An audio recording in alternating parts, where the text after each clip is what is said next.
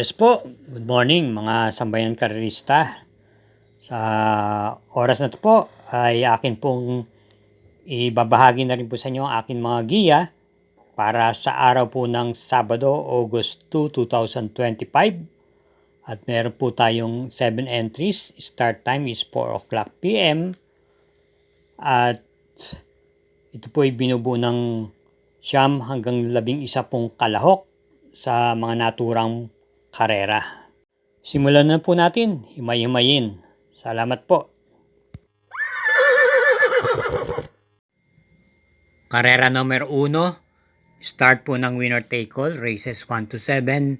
Post time is 4 o'clock p.m. at meron tayong 9 entries dito. Distance 1,400 meters and 3-year-old and above maiden race for placers.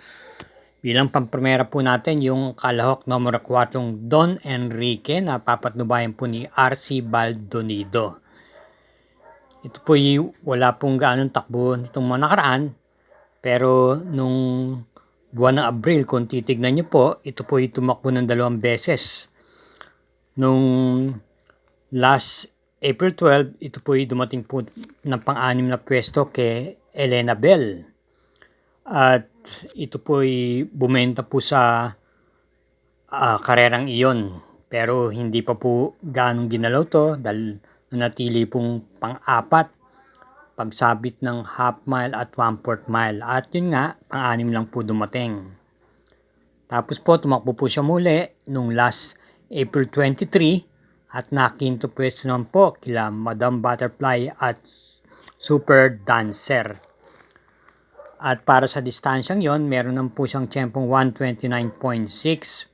Pero sa palagay ko, meron pa po itong i-improve o ipapakita. Dahil mukhang hindi po siya gaano pang ginagalaw doon. At nangyari, nabakasyon nga at muli pong tatakbo. Rendan po siya ngayon ni RC Baldonido. At bilang panigunda naman po natin dito, yung kalahok number 2, Enough is Enough na matagal na rin po sa maiden race. Ito'y parati pong natitimbang at bumibenta rin sa takilya at ngayon po kinambyo po siya kay M.A. Alvarez. Nung huling takbo niya noong last July 2, ito po'y dumating po ng tercer pwesto kay Circus Crowd at nagtiyempo ng po siyang 1:27.4. Problema lang nga po rito, may bisyo po ito, naninikit po sa aparato. Kaya para rito sa karera numero 1, pamprimera natin yung kalahok numero 4 Don Enrique at panigundo natin yung numero 2 Enough is Enough. Karera numero 2, isang class 4, group 42 to 56 split. Start po ng pick 6, races 2 to 7. Distance 1,400 meters, 11 entries. Pamprimera, yung kalahok numero 7 Club Habana na talagang napakaganto po ang kinikilos ngayon simula nung nag-iba na po ang may-ari. Ito'y parati pong nalalaban at natitimbang. Itong nakaraan lang, nung last July 20, ito po'y dumating po ng segunda pwesto kay Frugality, lulan si M.A. Alvarez at nag-champ po siya doon 1 minute and 24.6 at natalo lamang po ng kalahating katawan nito. Bilang panigunda naman po natin dito yung numero 2, Midnight Bell. Nakakinto pwesto lamang po nung last July 13 kay District 1 sa stakes race at si JB Hernandez po muli ang renda. Ito po sa likuran din po nang gagaling itong kabayong ito.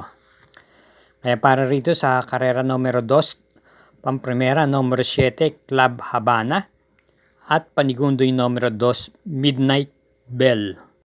Karera numero 3, start po ng pick 5, races 3 to 7, distance 1,400 meters, isang class 5, split group 17 to 41, another 11 entries.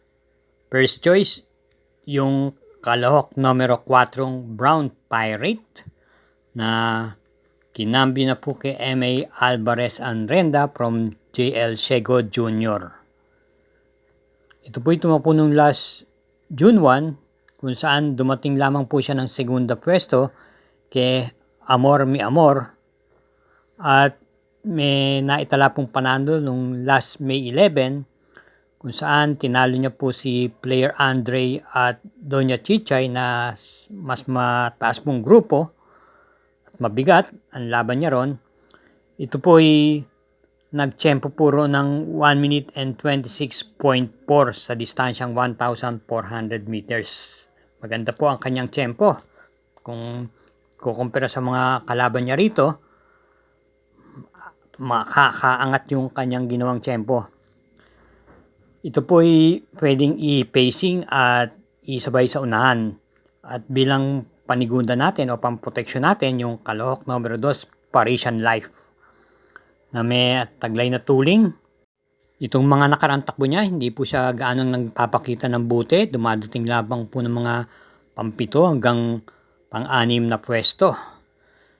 Pero meron po itong magaganda rin naman takbo nung buwan ng Abril. Meron po itong takbo kung saan nung April 4, dumating po siya pang-anim na pwesto kila Dakota Elegance at Iyasaki. At nagtsempo naman po siyang 127.6 sa distansyang 1,400 meters. Ito po ay papatubayan ngayon ni Dan L. Camanero. Kaya para rito sa karera numero 3, Pamprimera, numero 4, Brown Pirate, Panigundo, numero 2, Parisian Life. Karera numero 4, start po ng Peak 4, races 4 to 7. Ito po isang class 4, split group 42 to 56, distance 1,400 meters, 11 entries, 20 coupled, yung numero 1 at numero 7. Pamprimera, yung coupled entries sa numero 7, Deputy Mischief na isang imported horse, ay yung kakawado niyang Easy Way. Nakakapuan rendam po ni J.A. Gusey at AP Asuncion.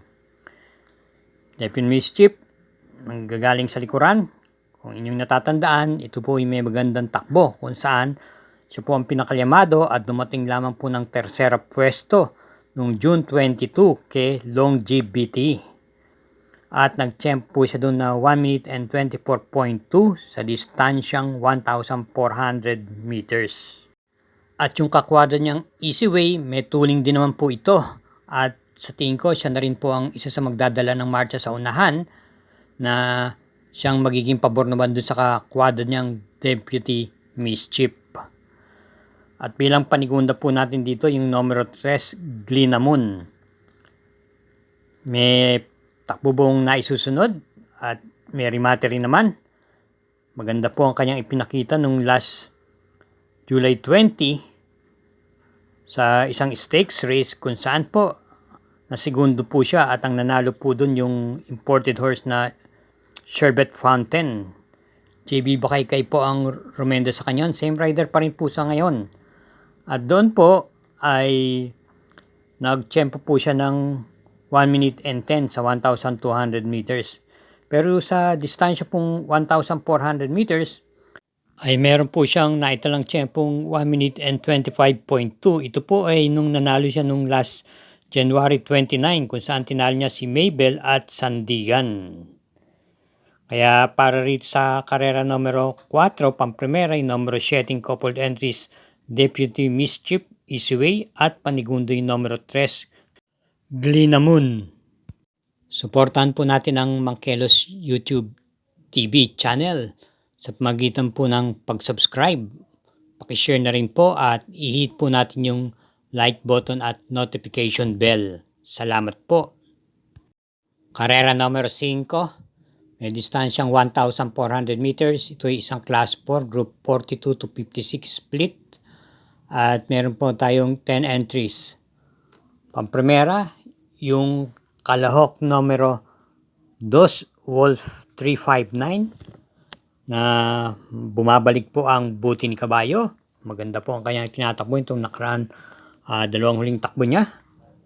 Itong pinakuli po ay dumating po siya ng tersera pwestong dikit sa nanalong kabayong Frugality at nasigundong Club Habana. Same rider pa rin po, PR Dilemma, naipipacing po ito at naiparirimate. At sa karera pong iyon, nag-champ po siya ng 1 minute and 24.6. Bilang panigundo naman po natin dito yung numero 1 imported horse, Bid for Fame, Nitong nakaraan lang ay dumating po ng kwarto pwesto noong last July 27, kung saan po ang nanalo po ay si Crusading. At siya po irerendahan po muli ni AP Nabarosa at sa naturang karera nagtsempo po siya ng 124.6. At bilang panersera po natin dito, isa pa rin imported horse, numero 7, Border Force. Ito irerendahan po ni JR de Ocampo, may remate at naisusunod lang din po. May panalo na po siya nung last June 22 kung saan tinalo niyo po si Basket of Gold, Lulan regular rider niyang si JR de Ocampo at nagtsempo din po siya doon ng 1 minute and 24.6. Kaya halos di po nagkakalayo ang tsempo itong tatlong to. Kaya muli, pamprimera yung numero 2, Wolf 359. Panigundo yung imported horse number 1, Bid for Fame. At pernersera yung imported horse pa rin na numero 7, Border Force. Karera numero 6, penultimate race. Isang class 5, split group 17 to 41 group. May pentapekta pong nakapalob dito. May distansyang 1,400 meters at meron pong 10 entries. Anti pong pamprimera yung kalahok numero 10 is Spaghetti pababa na muli pong rerenda ni JT Sarate. Ito po ay sa likuran po ng gagaling, isang derimate. Maganda po ang kanyang chinempo at pinakita ng huling pagkatalo niya kung saan dumating lamang po siya ng segunda pwesto noong July 20 kay Meghan Maxine at sa naturang karera nagtsempo siyang 1 minute and 27. Bilang pamproteksyon po natin dito yung kalahok numero 7 Malabon King na isa pong derimate at kadalasan din po natitimbang din po ito.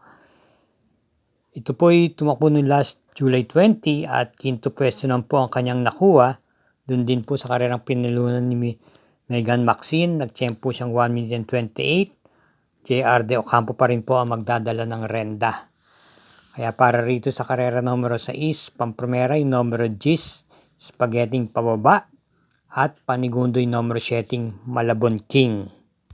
Karera numero 7, last daily double, para tingan po ng winner take all, pick 6, pick 5 at pick 4 at meron po tayong super 6 dito. Binubuo po ng 11 kalahok, may distansyang 1,400 meters, isang class 5, split group 17 to 41.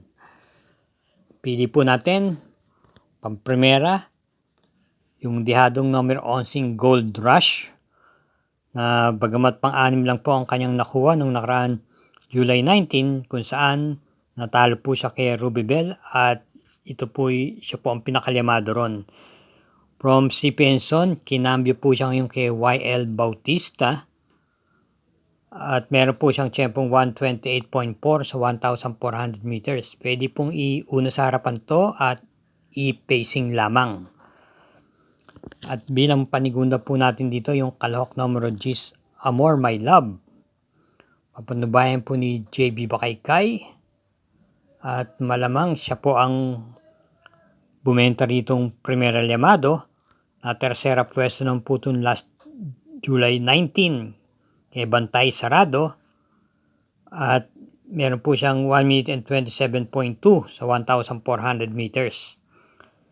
Bilang panersera po natin dito, isama po natin yung dihadong number setting Jens Had Enough. Isang derimate at dumating po lamang po ito ng pampitong pwesto noong last July 20 kila Batang After 7. JR de Ocampo po ang rerenda. Meron po siyang tiyempong 128.8 sa distansyang 1,400 meters.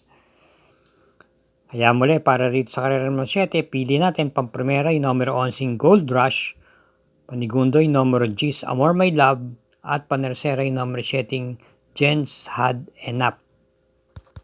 Paalala lang po, tulad ng aking kalimitan sinasabi, hinay-hinay lang po sa ating paglilibang. At iingat po tayo lagi sa ating pag-uwi. Good luck po and thank you again for watching.